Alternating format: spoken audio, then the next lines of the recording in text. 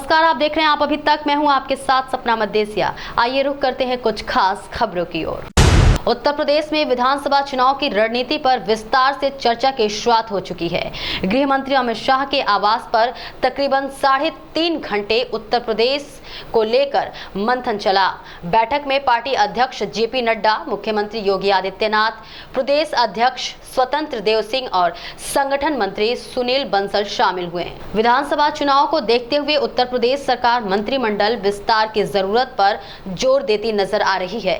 चर्चा में क्षेत्रीय, सामाजिक और जातीय संतुलन को ध्यान में रखते हुए 5 से 7 मंत्री बनाए जाने की जरूरत जताई गई। सूत्रों के मुताबिक मुख्यमंत्री योगी आदित्यनाथ के साथ अगले 3 दिनों में इस मुद्दे पर विस्तार से चर्चा होगी। फिर आखिरी मुहर के लिए केंद्र की सहमति ले जाएगी, जिसके बाद मंत्रिमंडल विस्तार की तारीख तय की जाएगी। प्रधानमंत्री नरेंद्र मोदी ने आज वीडियो कॉन्फ्रेंसिंग के माध्यम से गुजरात के सोमनाथ में कई परियोजनाओं का उद्घाटन और शिलान्यास किया। इसके अलावा उन्होंने यहां पार्वती माता मंदिर का भी शिलान्यास किया। कार्यक्रम में केंद्रीय गृह मंत्री अमित शाह, बीजेपी के वरिष्ठ नेता लाल कृष्ण आडवाणी और मुख्यमंत्री विजय रूपाणी भी मौजूद रहे। कार्यक्रम को संबोधित करते हुए पीएम मोदी ने कहा, मेरा सौभाग्य है कि सोमनाथ मंदिर ट्रस्ट के अध्यक्ष के रूप में मुझे इस पुण्य स्थान की सेवा का अवसर मिलता रहा है। आज फिर हम सब इस पवित्र तीर्थ के कायाकल्प के साक्षी बन रहे हैं। उन्होंने कहा, आज मुझे समुद्र दर्शन पथ, सोमनाथ प्रदर्शन गैलरी और जीर्णोद्धार के बाद नए स्वरूप में जूना सोमनाथ मंदिर के लोकार्पण का सौभाग्य मिला है। साथ ही आज पार्वती माता मंदिर का शिलान्यास भी हुआ है। तोड़ने वाली शक्तियां हैं, जो आतंक के बलबूते साम्राज्य खड़ा करने वाली सोच है, वो किसी कालखंड में कुछ समय के लिए भले हावी हो जाए, लेकिन उसका अस्तित्व कभी स्थायी नहीं होता। वो ज्यादा दिनों तक मानवता को दबाकर नहीं रख सकती। ये बात जितनी तब सही थी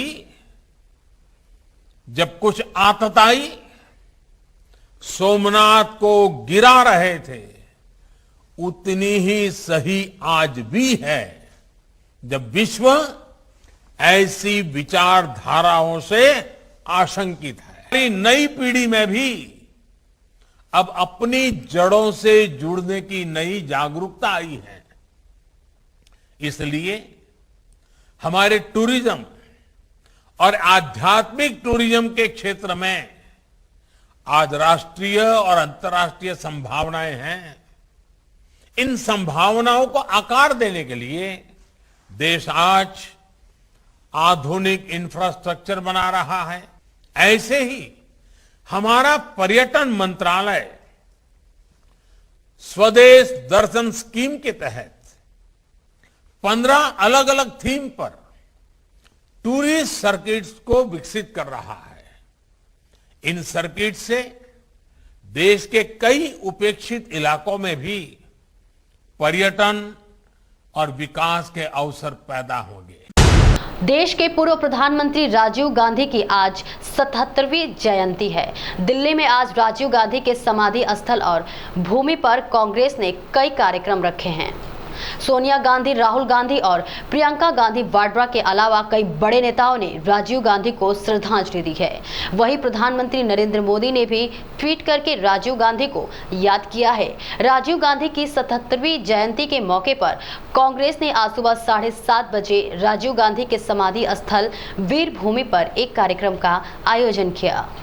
लगातार तीसरे दिन डीजल के दाम में गिरावट दर्ज की गई है। डीजल के दाम में जहां 20 पैसे की कमी हुई है, डीजल के दाम में कटौती के बाद दिल्ली में अब इसकी कीमत 89 रुपए 27 पैसे लीटर हो गई है। तो वहीं पेट्रोल के दाम पिछले करीब 34 दिनों से जस के तस बने हुए हैं।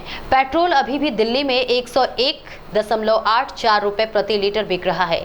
पिछले 3 दिनों में डीजल 60 पैसा सस्ता हो गया है। इससे पहले गुरुवार और बुधवार को भी डीजल की कीमतों में 20 पैसे की कमी दर्ज की गई थी।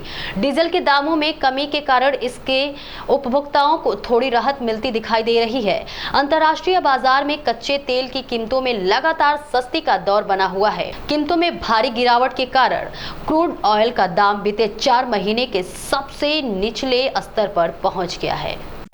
उत्तर प्रदेश के मुख्यमंत्री योगी आदित्यनाथ ने गुरुवार को घोषणा की कि राज्य सरकार कुश्ती समेत 2 खेलों को अंगीकृत करके अगले 10 साल तक उनका वित्त पोषण करेगी। योगी ने राजधानी लखनऊ स्थित अटल बिहारी वाजपेयी इकाना स्टेडियम में टोक्यो ओलंपिक में शानदार प्रदर्शन करने वाले खिलाड़ियों के सम्मान समारोह में कहा कि प्रदेश सरकार 2 खेलों को गोद लेकर अगले 10 सालों तक उनका वित्त पोषण करेगी। इनमें एक खेल कुश्ती होगा और दूसरा खेलकूद विभाग द्वारा चयनित किया जाएगा। मुख्यमंत्री ने कहा, उत्तर प्रदेश सरकार राज्य के हर गांव में एक खेल मैदान के निर्माण पर तेजी से काम कर रही है। मेरठ में खेल विश्वविद्यालय का भी निर्माण हो रहा है। प्रदेश सरकार मेजर ध्यानचंद के नाम पर एक खेल विश्वविद्यालय स्थापित करेगी। राज्य सरकार लखनऊ में एक कुश्ती अकादमी की भी स्थापना करेगी। उन्होंने बताया कि सरकार खेल कॉलेज में खिलाड़ियों की आहार धनराशि को भारतीय खेल प्राधिकरण की तर्ज पर अब 250 रुपए से बढ़ाकर 375 रुपए प्रतिदिन प्रति खिलाड़ी करने जा रही है। खास खबरों में फिलहाल इतना ही। बाकी खबरों के लिए आप बने रहें आप अभी तक के साथ।